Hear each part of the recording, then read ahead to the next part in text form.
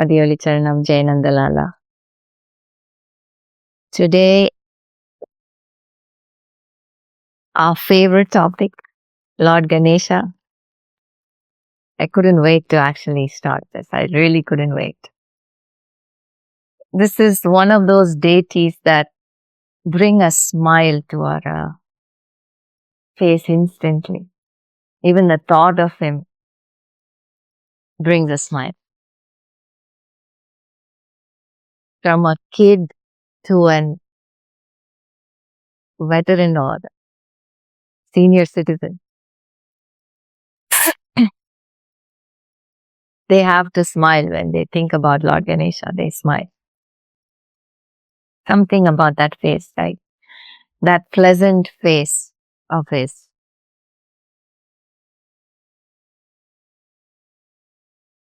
We always start with that shlokam that everybody knows. Vakratunda Mahakaya Surya Koti Samaprabha Nirviknam Kurume Deva Sarva Karyeshu Sarvada.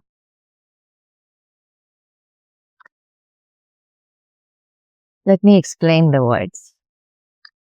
O Lord, with the round curved trunk, that's the Vakratunda. You have the huge frame, Mahakaya. Surya Koti, with the brilliance of the sun. Koti means it's, we can say lakhs, but it's to say countless. We just say Koti just to say countless. You can imagine how much he's, holding back so that we can see him. We can't even see one sun. Right? So how much he's holding back? How much of power he's holding back so that we can even look at him and admire him. How kind he is. Nirvignam kurume deva sarva karyeshu sarvada is the last line. Oh Lord, please make sure to remove all the obstacles in whatever I may undertake, now and always. When you start anything with this slogan, it's summoning him and letting him know that you have thought about him, and you plead that whatever you undertake him goes smoothly with his grace.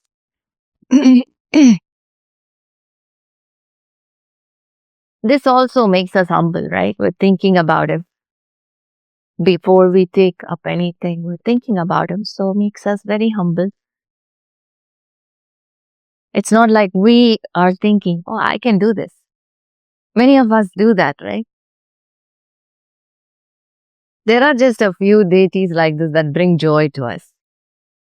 To name a few, we know Lord Krishna. Any kid, either they will say Ganesha. When you ask them, who's your favorite Lord? They'll say Ganesha.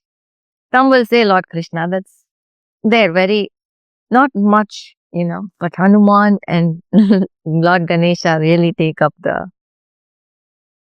list, if you know what I mean. And why is that? Because I think they have extra powers. They feel like whatever they've seen or read, these two definitely showcase their powers very openly. And Ganesha is very funny. So is Lord Hanuman, especially the baby form of Hanuman when he started attacking the sun, is very funny.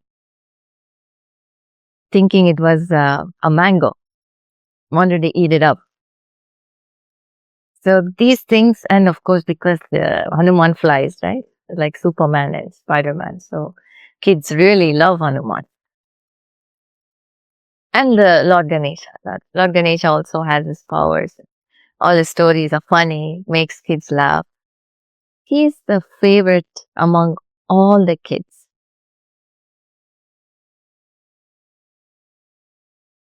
Leave all that aside. Put all the jokes aside. He is the most powerful deity. Like every other god has responsibility. Every god has its responsibilities. Lord Vishnu is the protector. Lord Shiva is the destroyer of evil. And the Ambal, she's the one who uplifts dharma. She nourishes. She's nature, prakriti, nourishment. Everyone have their duties. And what about Ganesha? What is his job? What is his duty? Is removing obstacles. It's a major job. In anything we undertake, we cannot go to the finish line if there are obstacles. And any job we will come across something that obstructs our movement. Really. It may be, a lot of us have karmas, right? All of us have karmas, but obstacles are a part of those karmas. And here we have the Lord who helps removing those obstacles. So in our scriptures, it's made so easy for us. There's a protector, the destroyer of evil, the giver of food, Annapurneshwari, Ambal, nourishment, and remover of obstacles. The road is made clear for us so that our journey is smoother. That is huge. So you understand our life is very short and our life is a boon, as I have mentioned this in our Road to Moksha session, where I have said the human life is a boon. We get it after so many janmas of being born again and again. So many rebirths. And then we come to this human life. Again, it's just, we may say, some may say life is too long, especially those who are waiting for, they're done. But some may say, it's too short. But for enlightenment, to achieve enlightenment, we don't have much time. Because you don't know what happens tomorrow, right? So you really don't have much time. You need to start now. So for that,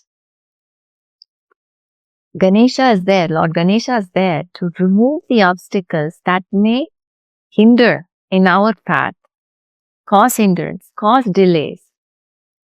He's there to remove those obstacles and to make our journey smoother towards enlightenment.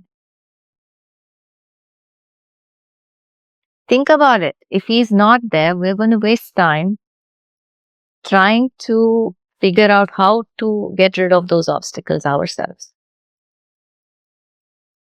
Can we even do that? It delays our life, our journey.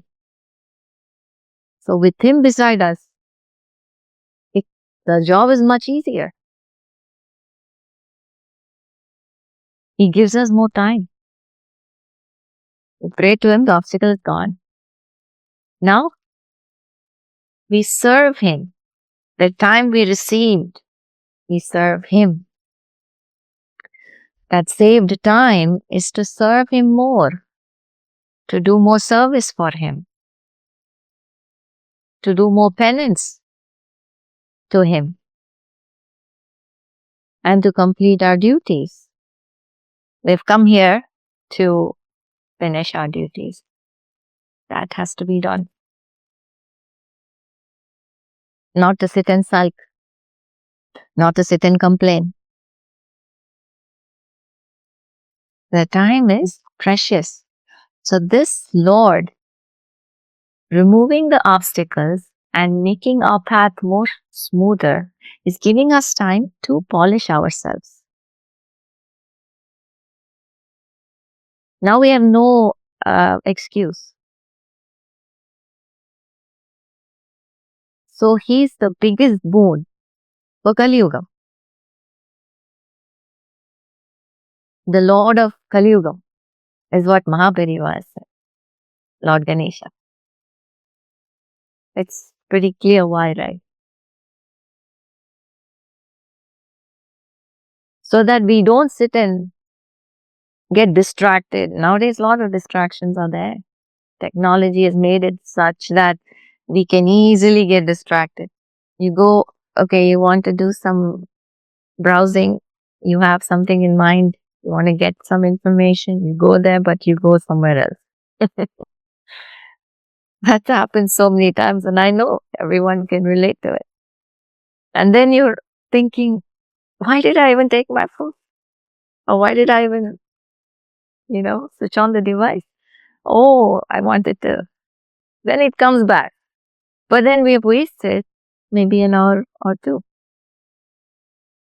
So distractions are many.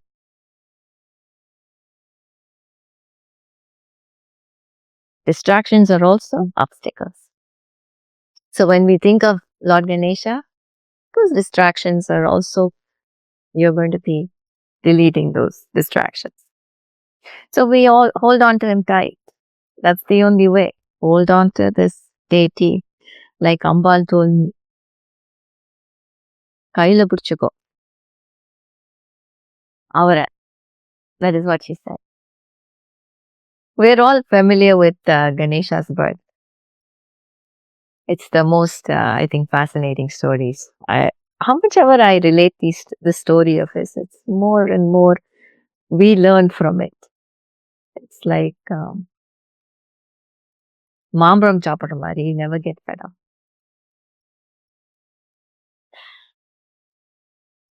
So Ambal is smearing the earth and turmeric on her beautiful skin. And while doing that, she has this thought, I don't have a child. I don't have someone I can call my own who can guard the place when I'm, I need privacy. Who will stand for me? Like Nandi is for the Lord. She wanted someone for her.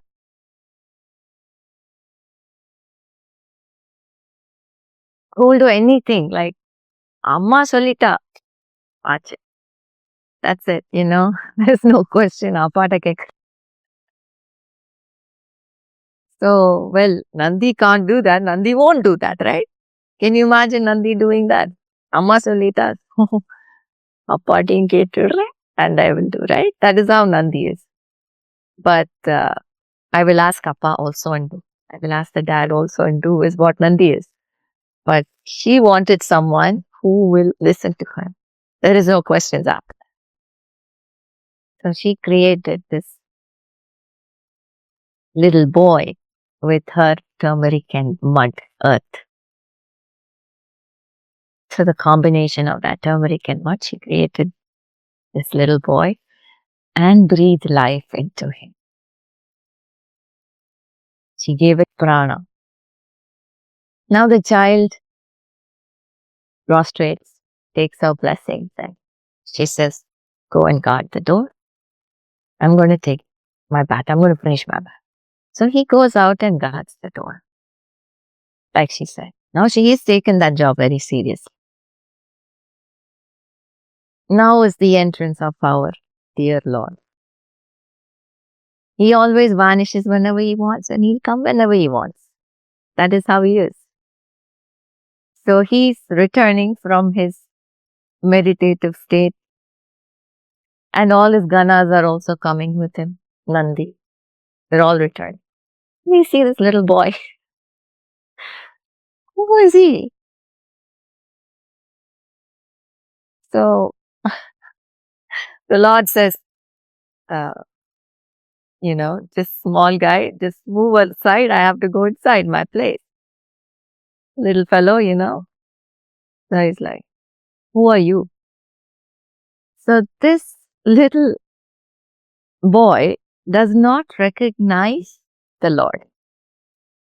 So that's the kind of, we may think Ganesha is very powerful. He knows everything. Yes, he does. But when he was created, it was such that whatever was fed into him is all that he knew. His mother said, "You need to guard the door. No one is supposed to enter." That is all. It's like a computer. He just gave what she asked. So they were all saying, "This is the Lord of this place. I don't care. My mother's taking a bath. You're not entering." So there's a lot of disrespect shown towards everybody. When Nandi came, "Appa, Paya, please don't play with the power, don't play with him. He will burn you to ashes." So he tried to warn the little boy. It's like, no one can touch me. So Ganesha was very consistent, very, very powerful.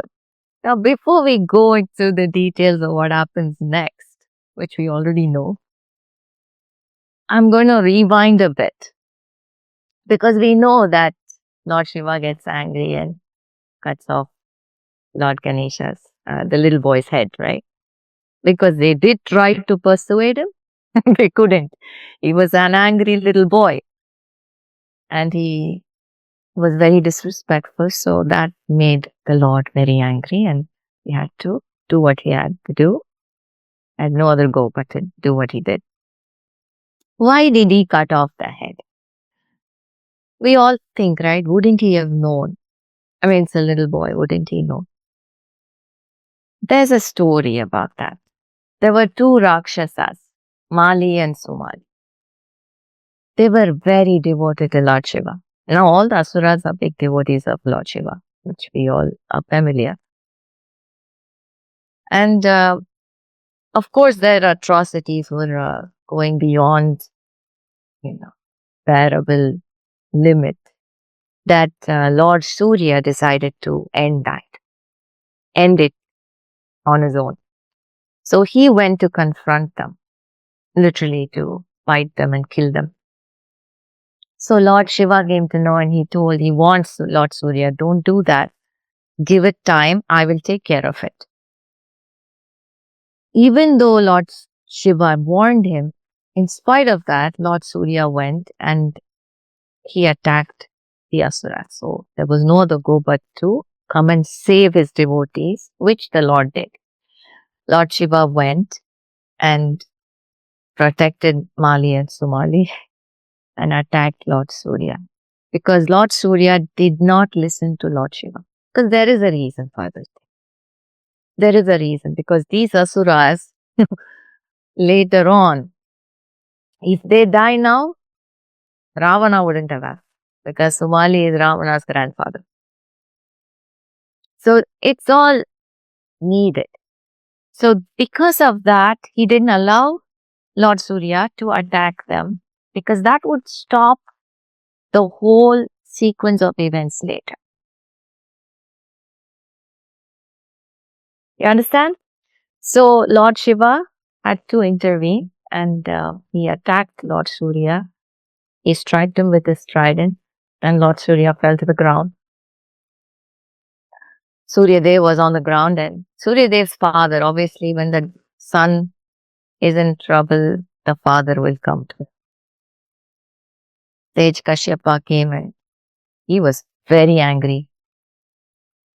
He was like, "You cannot do this to my son. Look at my son lying lifeless." So the immediate reaction of a sage is to throw a curse. The immediate reaction is to throw a curse and he did. He was so angry, he just cursed Lord Shiva, saying that just like you gave me pain, my son is lying dead, just like that, you will also face a day where you will be the reason for your son to die. You will behead him. So that curse, you may think Lord Shiva would be angry listening to that curse. He was not. He gracefully accepted it. He said, I accept whatever you say. I'm okay with that. He's kind enough and gracefully accepted it with a smile. And he revived Lord Surya. Of course, when Lord Surya fell to the ground, there was this whole darkness enveloped the whole universe all of a sudden because Surya Dev was gone. Can you imagine that? Can you even imagine a day without Surya? So that was the scene when that happened for a moment. And of course, Lord Shiva revived him back. That time, Sage Kashyapa regretted the curse. But once given, it cannot be taken back. It's done. It's like an arrow once shot, like words. The same strength, the power of words from a Rishi Muni is just like an arrow. It cannot be taken back. Curse is a curse. Sage Kashyapa was very ashamed and he was very sad that he cursed the Lord. Who's this, the Lord? He fell at his feet and he apologized. He said, I'm very sorry I did this. Lord Shiva said, don't worry. Everything is for good. It will turn out good. So coming back to the story here, the little boy standing there, he gets his head cut off because Lord Shiva was angry. And that minute, you think the Lord doesn't know this is the curse working out? Of course he does. He knows this is the time, the curse, and he does feel very sad that he has to do this. But he knows very well it is for the better days because he knows what is to come next. It was like the boy was taken from an ordinary boy to the enlightened one. So, well, he was there lying there headless, and who comes out? Ambal. Ambal, with all the commotion outside, she comes out and she sees this boy lifeless on the ground. She takes the Bhadragali Swarup. You don't want to see Ambal in that form. She was so angry with Lord Shiva also does not want to see Ambal in that form. So he immediately goes and he tells, listen, I will get this boy back to life, I promise. This is our son. I will get him back to life, I promise. You sit here, you calm down. I will take care of this. And he takes full responsibility. He orders Lord Indra and his Ganas to go and look for any creature lying facing the north. That's when they come back with the elephant head. Because the elephant was the one that was the only creature that they found was the elephant. That also has a reason. And that is how Ganesha happened.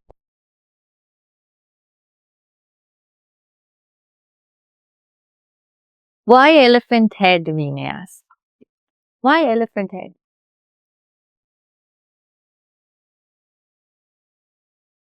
The calmness. I mean, even now when you see an elephant in the temple or in the wild, you don't get intimidated. The immediate reaction is, wow. It's that peace, the calm. It's like you sit beside a river or a lake that is peaceful. That's the calmness you get when you are with an elephant. It does not make too much noise.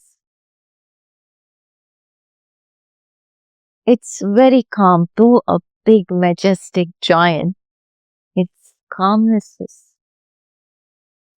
it's Unbelievable. Elephant, of course, symbolizes immense intelligence, wisdom, and its sharp memory. You all know elephants never forget. They never forget. Even if you've fed them one banana, they will remember you for life. So, all good stuff in the elephant. So, by chopping off the human head, Lord Shiva has eliminated and destroyed the ego. Because human heads are a problem. We've seen that with Brahma also, right? Why did he chop off the head? He could have chopped off one of his hands. He also have a lot of hands. But no, he chopped off the head. Because that's where the ego resides.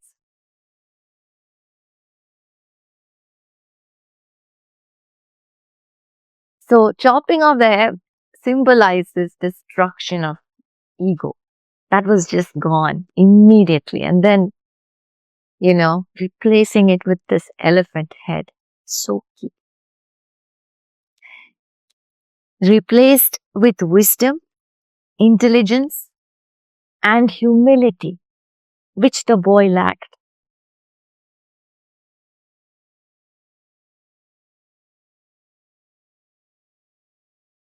All that just came into view. Just with the head replaced, the ego was gone, wisdom back, the intelligence, and everything, all good stuff. So the elephant head represents all of that.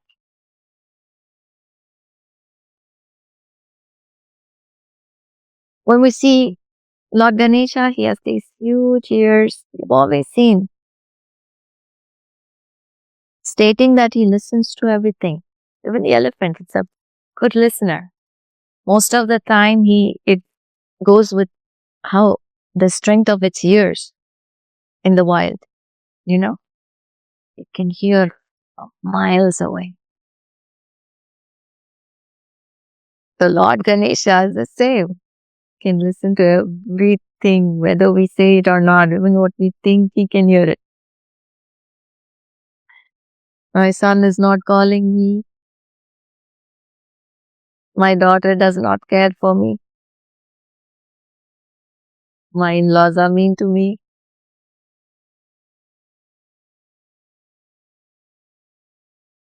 All these tantrums and whining, everything he can hear.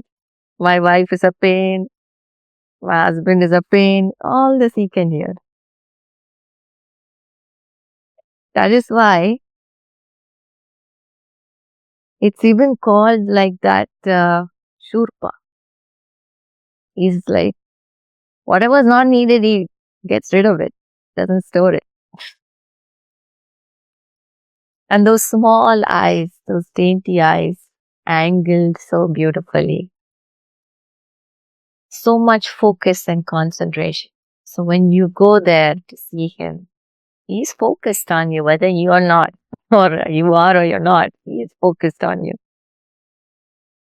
We have our minds everywhere. Well, who's wearing what sari, what jewelry?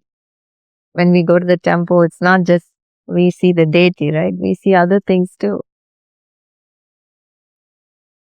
Well, let's see who else has come from my neighborhood. And then suddenly start talking about other things. Like he's focused on you. He's watching. Ambal has told this one time in a meeting. When you go to the temple, whether you see the Lord or not, he is seeing you. He has his eyes on you. So it's the same thing. Lord Ganesha is very focused. He's very total concentration. And that is what the elephant eyes are. And this trunk, we have spoken about this when we did our Ganesha session. His trunk just shows humility. Because you don't see the mouth. It's closed. For us, we see the mouth.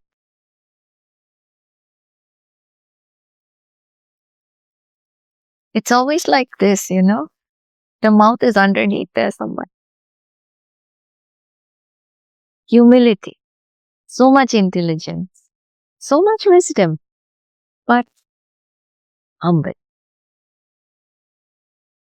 Now the Ganesha head for, the replacement was just not made just like that. It was chosen with deep meaning. So many factors. Why Lord Ganesha has the elephant head? Right? It's not just one or two. So many factors. Beautiful. Now, why is Lord Ganesha worshipped first? So after he received his head, after everyone is rejoicing that he's come back to life, Lord Shiva and Ambal state to everyone, they say to the whole that audience over there, the whole devas that were assembled there, say, from now on, whatever you do, whatever worship, whatever you undertake, before that, you have to worship Ganesha. Then only you start. Well, that's their choice whether they want to or not. But if they don't,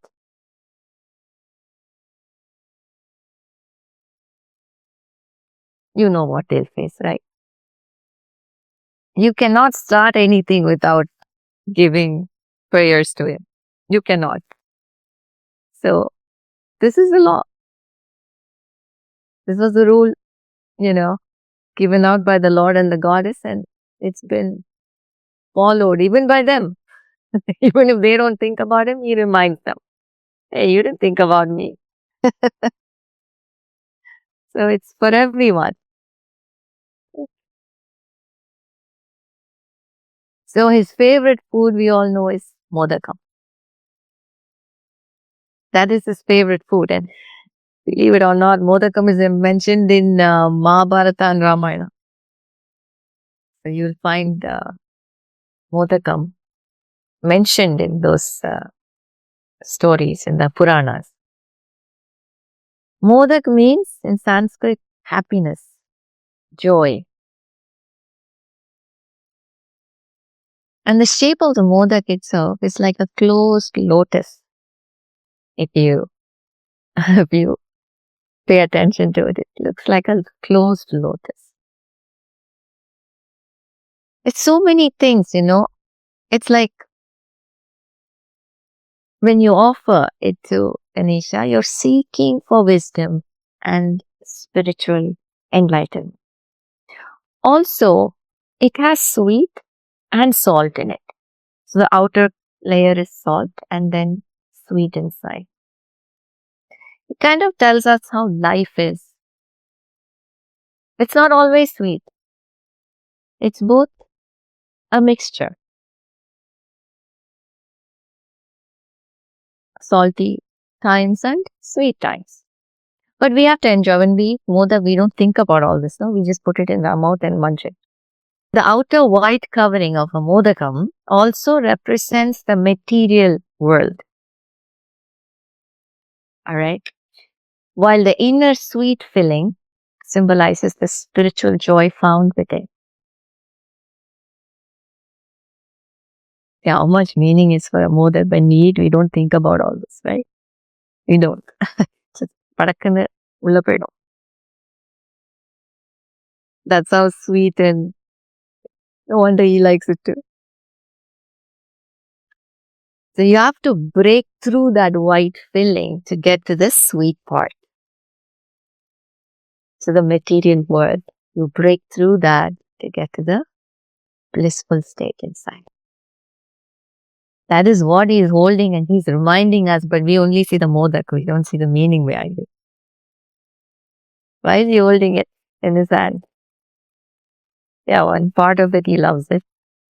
The other part is he's reminding you, hey, break through that material world to seek me.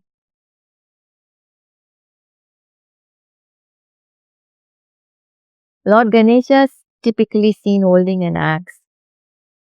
Angusha, which is a god, the instrument with a hook kind of thing in the end. A pasha is a noose, it's a rope with a loop in the corner. Like you can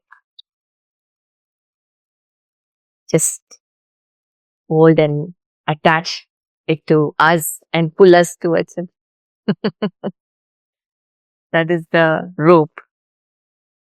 And then he has a modak and a broken tusk in his hand and lotus flower.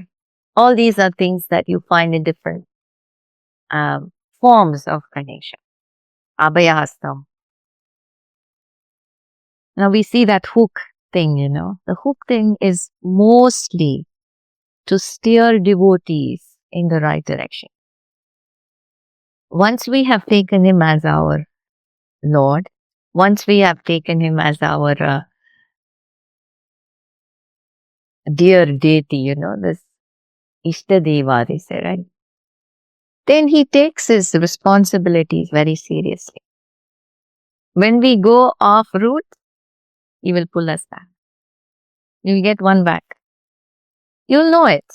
It's very simple. The thing is, but we have to be aware. We have to be aware when we get that whack.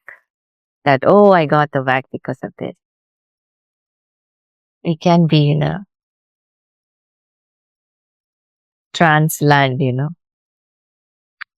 So he uses these to bring back devotees in the right path.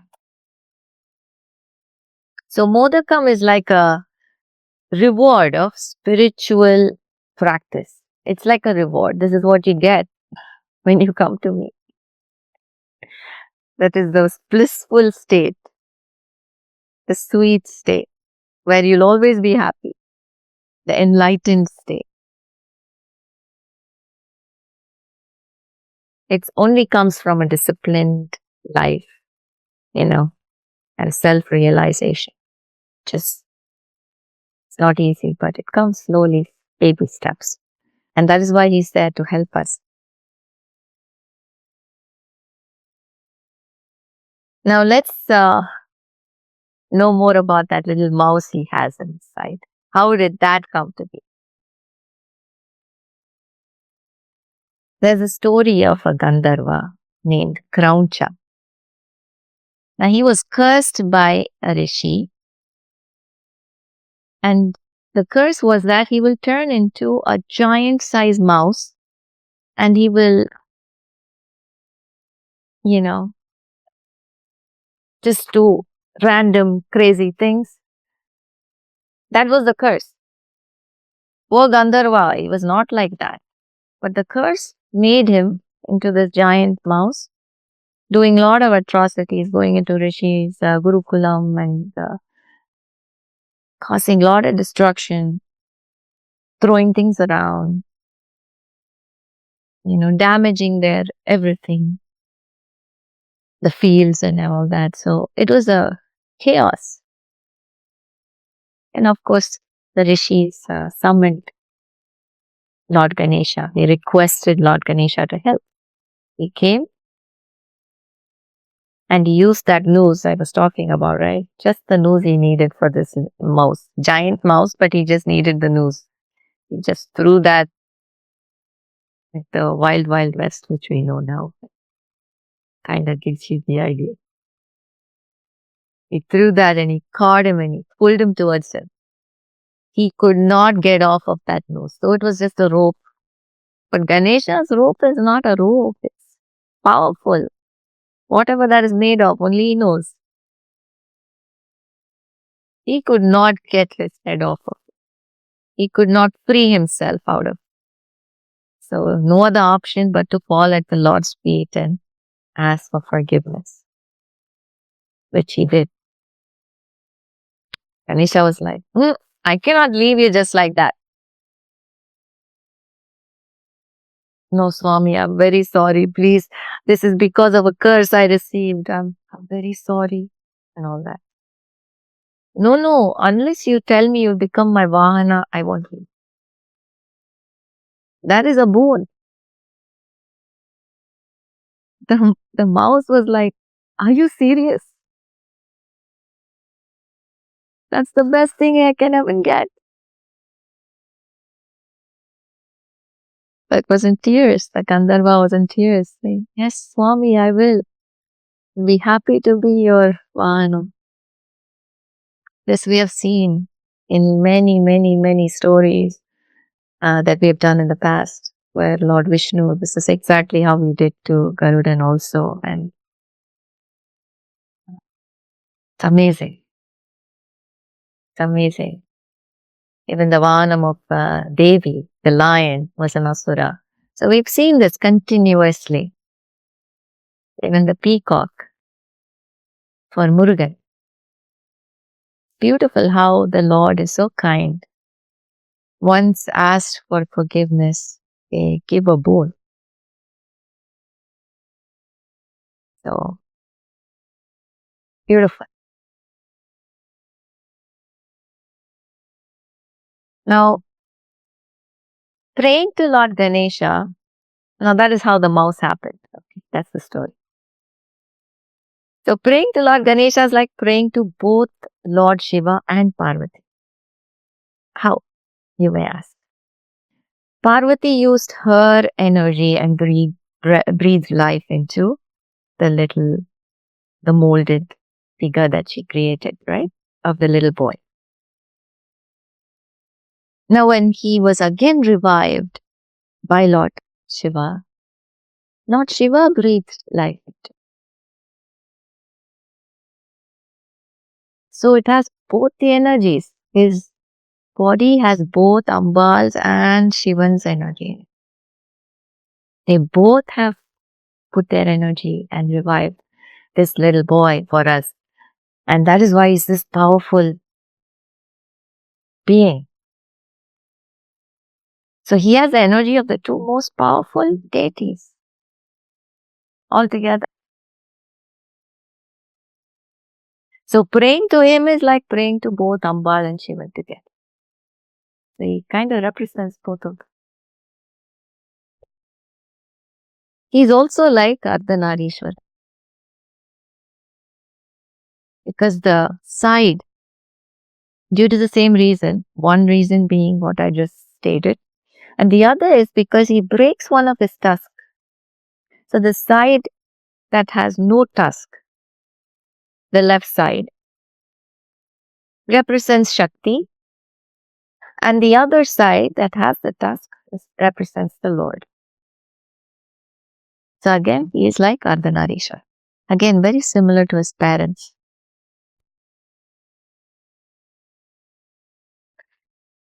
Lord Ganesha is immensely powerful. We may think, oh, he's so cute, so chubby, so round. But he is the most powerful. He is the Lord of the Mooladhara Chakra. What is that? He's the starting point. When you must have heard of Kundalini, right? And it's usually used in yoga, very technical terms, which I don't go technical because simple way is bhakti, all right? But when we say technically, Mooladhara Chakra is underneath here, under the spine. And that is where the Kundalini is coiled. And the whole point is how we awaken that Kundalini up to our Sahasra Chakra that is here, where the Lord resides, or Shiva. Kundalini is a coiled snake. It's a divine force. Okay, Shakti. Lying dormant. It's lying dormant over there. Coiled and lying dormant over there. The whole purpose of us is to awaken that Kundalini up and go here. Take it up here. And that is when we are enlightened and we are in bliss. So where is Lord Ganesha? Lord Ganesha is in the Muladhara Chakra, the starting point.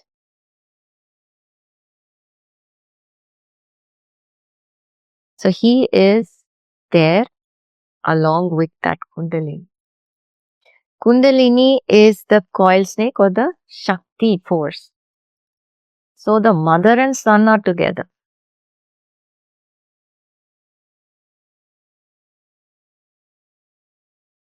Mother and son are together, helping us revive that Shakti and reach there so that we get enlightened.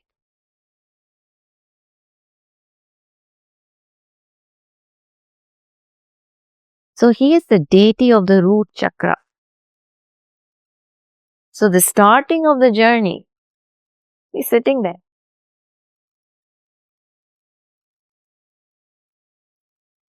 To hold our hand and take us forward. Very important date. So Muladhara chakra also represents the earth. So from ground level you go up, right? So it represents the earth. And earth is Prithvi. Again, why we say that the Muladhara chakra Kundalini is the feminine force, feminine energy, Shakti. And is the significance of it. And that is why I said the mother and son are together.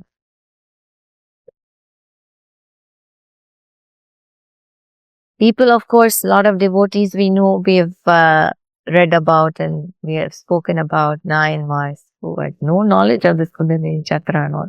They had no knowledge of this, but they attained the enlightenment without knowing the technical terms. Technical is one part. I had to say this because our Ganesha, Lord Ganesha, sits there in that Muladhara chakra, which you all need to know for knowledge sake.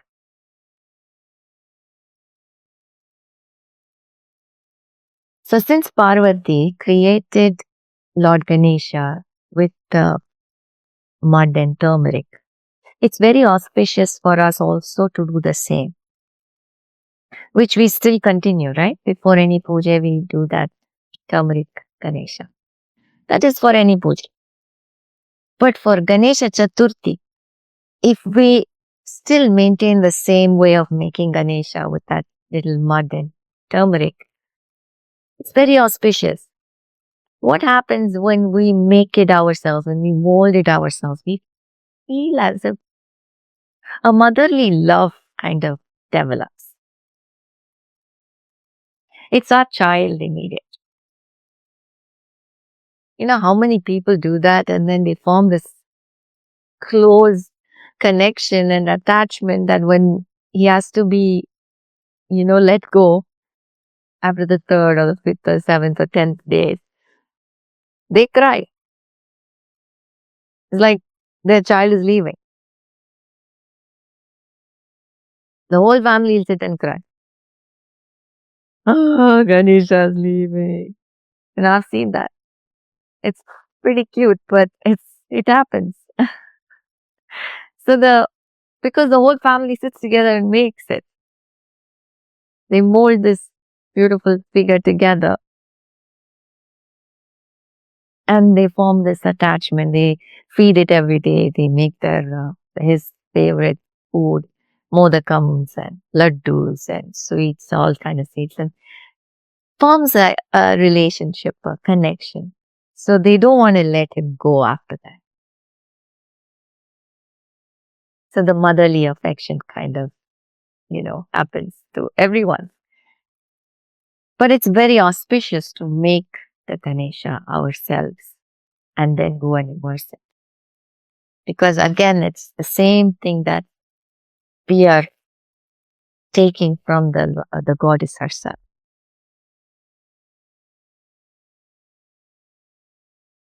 Whoever celebrates this festival and takes care of the Lord, whether it's 2 days, 3 days, because every family has their times, Some people just do it for 2 days and third day or second day they go and immerse him in the river or whatever. But whatever day, whether it's 1, 2, 3, 5 or 7 or 10, if taken care of, if given offerings, the Lord is there with them that whole year as a protection.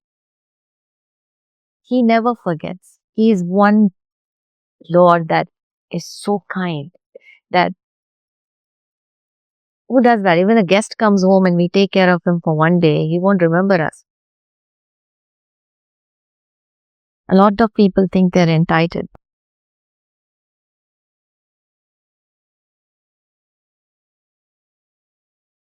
Here the Lord comes, stays, we take care.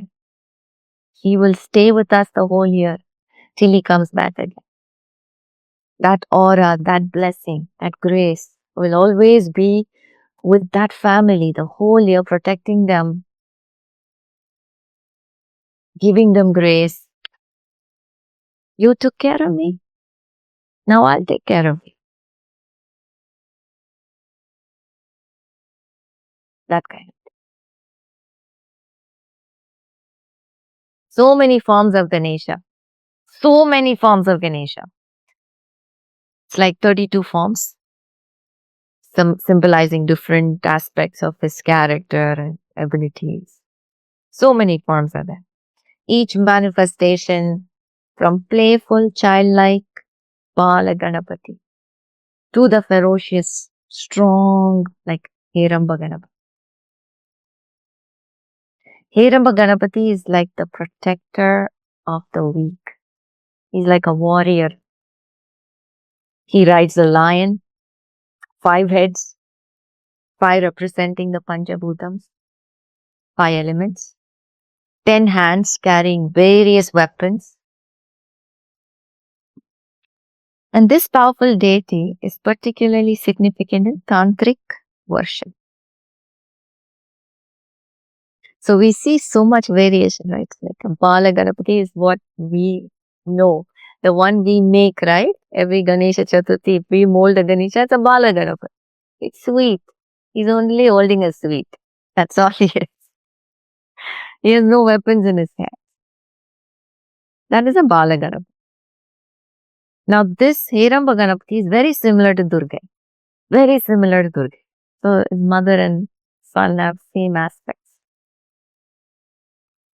Where does Ganesha live? He literally swims in a sugarcane juice. Just like Lord Vishnu is in the Milky Ocean. He is in the sugarcane juice. He is in the land where there is this whole sugarcane and there is a lotus. And there is a simhasanam on top of the lotus and he sits there. Whenever he wants, like a straw, he will put his trunk in there and drink his sugarcane. How sweet is that? That reminds me of that Karumbayiram Pullayar in Tanjavur, Kumbakonam. So, he loves sugarcane. I hope you all enjoyed this session. Mathioli Charanam.